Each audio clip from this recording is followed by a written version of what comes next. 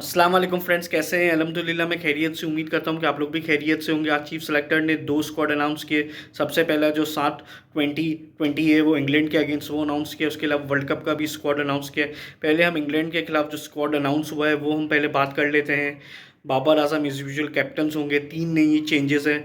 एक अबरार साहब आए, कोई एक आमिर जमाल है, और उसके अलावा क्या कहते हैं मोहम्मद हारिस को भी मौका दिया गया है।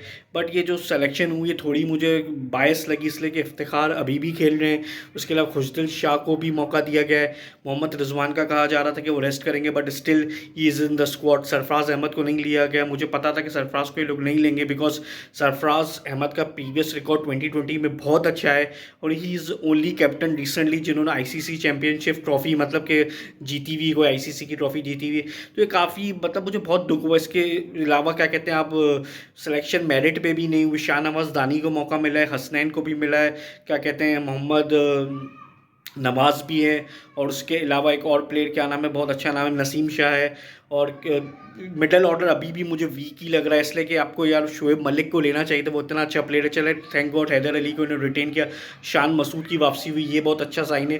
But Fakhar Zaman unfortunately injured हो गए। बहुत से लोग कह रहे थे कि फ़खर जमान को आप टीम से ड्रॉप करो, but still I am with Fakhar Zaman because उनकी प्रीवियस परफॉर्मेंस अच्छी, बट उनको बहुत ही गलत नंबर पर भेजा जा रहा था, तो उसकी परफॉर्मेंस बहुत ही क्या कहते हैं अफेक्ट पड़ रहा था। बट मैं ओवरऑल कहूँगा कि मुझे इतनी अच्छी सिलेक्शन नहीं लगी। शर्जील खान को मौका देना चाहिए था, वो बहुत अच्छे क्या कहते हैं अटैकिंग क्रिकेटर। और बाबर आजम को नंबर 3 पे खेलना चाहिए बिकॉज उनकी हमेशा से पोजीशन 1 डाउन रही है, बट वो 2020 में ओपन करते हैं। और रिजवान भी बहुत स्लो खेलते हैं। रिजवान को इस सीरीज़ में क्या कहते हैं हमें रेस्ट देना चाहिए था, बट मुझे समझ में नहीं आ रहा कि क्या सिलेक्शन पैनल की सोच है मोहम्मद वसीम साहब की। और मुझे तो ऑलमोस्ट ये बायस सिलेक्शन लग रही है, इसलिए कि नए लड़कों को आप चांस दें।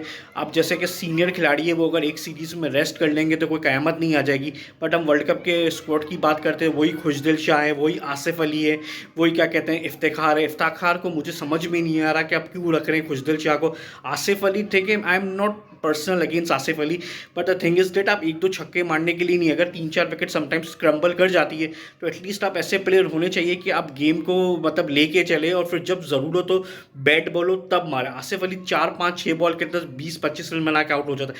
अगर आप उसको क्विक क्रंच सिचुएशन में भेज देते तो वो प्रेशर में आ जाता है और वो आउट हो जाता है। इसके अलावा शोएब मलिक को आपको लेना चाहिए। Is experience player, still enough fit, वो खेल सकता है एक साल एटलीस्ट। आप उसको ले, मतलब मैं ये तो नहीं कहूँगा कि आप उसके साथ ज्यादती करें, बट हमें ज़रूरत है, इसलिए कि हमारा मिडल ऑर्डर बहुत वीक।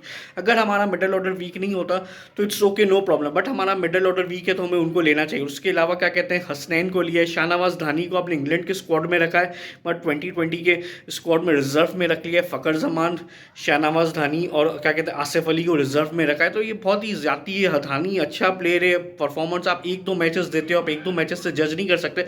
हसनैन को पहले भी काफ़ी मौके दिए गए हैं, और मैं पहले भी कह चुका हूँ हसनैन इज़ नॉट मतलब इंटरनेशनल मटीरियल, मतलब वो डोमेस्टिक फ्रेंचाइज लीग वगैरह में सही है, बट इंटरनेशनल का प्रेशर मुझे नहीं लगता कि वो इतना हैंडल कर पाता है एज़ कम्पेयर टू शाहनवाज धानी। वो थोड़ी बहुत बैटिंग भी अच्छी कर लेता है, तो ये काफ़ी ज़्यादती है। और बाकी क्या कहते हैं रिजवान है, फ़खर जमान तो इंजर्ड है, बाबर आजम है, और उसके अलावा वही सारे प्लेयर्स हैं जो हमें श्रीलंका में एशिया फाइनल में मिले थे, जो एशिया कप में जो हमारा स्क्वाड था। अब और हमारा जो वर्ल्ड कप है वो ऑस्ट्रेलिया में है। ऑस्ट्रेलिया बिल्कुल अलग कंट्री है, बिल्कुल डिफरेंट पिचेस है, वहाँ का एटमॉस्फेयर बिल्कुल डिफरेंट है। अगर कोई बैटिंग इंडिया अगर पहले बैटिंग फॉर एग्जांपल करता है 180-190 रन दे देते तो इतना आसान नहीं जैसे दुबई में चेस हो जाता है। यहाँ टॉस फैक्टर नहीं करता हूँ, यहाँ के ग्राउंड भी बड़े हैं, यहाँ की पिचेस भी बिल्कुल डिफरेंट है, तो ये हमें बहुत मेहनत करनी पड़ेगी ऑस्ट्रेलिया में अगर हमें अच्छा परफॉर्म करना है। और हमारे ग्रुप में साउथ अफ्रीका भी है, इंडिया भी है, और क्या कहते हैं अगर वेस्ट इंडीज़ अगर आ जाता है तो काफ़ी टफ हो जाएगा। और बांग्लादेश भी है, तो बांग्लादेश भी इतनी आसान साइड नहीं है कि हम उनको चुटकियों में हरा देंगे, तो हमारा ग्रुप काफ़ी टफ है। हमें शुरू के 2 से 3 मैच कन्विंसिंगली जीतने पड़ेंगे। फर्स्ट अगेंस्ट इंडिया, वो बहुत इंपॉर्टेंट मैच है। अगर हम पहला मैच जीत जाते तो हमारे शायद टूर्नामेंट की टून सेट हो जाए। अगर हम पहला मैच हार जाते और दूसरे मैच में भी हम अच्छा नहीं करते तो it will be very difficult for us to qualify for the semifinal, और ये बहुत ही टीम के लिए चैलेंज होगा। तो मुझे तो इस स्क्वाड में थोड़ी बहुत चेंजेस करनी चाहिए, जैसे शर्जील खान को लेना चाहिए, शोएब मलिक को लेना चाहिए। ठीक है, आपने शान मसूद को लिया, ये एक अच्छा स्टेप लिया। अब सरफराज को लेके जाओ, सरफराज 34-35 साल का है, जैसे दिनेश कार्तिक है इंडिया में, वो 37 साल का है, उनको भी इंक्लूड किया गया है, ऋषभ पंत भी है। तो एटलीस्ट अब 2 विकेट कीपर के साथ जाओ। और मुझे समझ में नहीं आता इन लोगों को सरफराज के साथ क्या मसला है। वो डोमेस्टिक में भी अच्छा परफॉर्मेंस कर रहे हैं, उसको कप्तानी का भी तजुर्बा है, वो अच्छा प्लेयर है, वो आपका फॉर्मर कैप्टन है। आप उसको जब भी स्क्वाड में शामिल करते हो तो आप उसको पानी पिलाने के लिए और इन चीज़ों में लेके जाते हो, तो it is a very shameful thing. और ये हमारे मैनेजमेंट को सोचना चाहिए कि हमें अपने सीनियर प्लेयर्स को मतलब रिस्पेक्ट देनी चाहिए, उनकी कदर करनी चाहिए, and he deserve a chance. और जो स्क्वाड है पाकिस्तान का, तो बेस्ट ऑफ लकी मैं कह सकता हूँ, इसलिए कि मतलब सिलेक्शन जो है वो मेरिट पे नहीं, क्योंकि शर्जील खान का मौका बनता था, वो क्या कहते हैं PSL में और बाकी डोमेस्टिक में अच्छा परफॉर्मेंस कर रहा है। उसके अलावा दूसरे 2-3 यंग प्लेयर थे, आप उनको लेके जाते हैं तो अच्छा रहता। अब देखते हैं ये इंग्लैंड की जो सीरीज़ आ रही है, इंग्लैंड में मतलब हम लोग कैसा परफॉर्मेंस करते हैं। 4 T20 कराची में 20 तारीख से स्टार्ट हो रही है, और फिर 3 क्या कहते हैं 2020 लाहौर में। और जो इंग्लैंड की टीम भी अराइव कर गई है, जो 17 साल के बाद पाकिस्तान आई, लास्ट टाइम 2005 में आई थी, जहाँ टेस्ट मैचेस और ODI थे। अब 2020 के लिए आई, फिर वर्ल्ड कप 2020 के बाद फिर टेस्ट सीरीज़ इंग्लैंड के साथ 3 टेस्ट मैचेस है। तो क्रिकेट तो काफ़ी है। 2020 वर्ल्ड कप जो इवेंट है वो हमारे लिए बहुत इंपॉर्टेंट है, इसलिए कि हम एक दफ़ा वर्ल्ड चैंपियन भी रह चुके 2009 में। और क्या कहते हैं, ये सिलेक्शन थोड़ी मुझे गड़बड़ लग रही है। तो आप मुझे कमेंट्स कीजिएगा कि आपकी क्या राय है इस सिलेक्शन के हवाले से, और मुझे बताइएगा।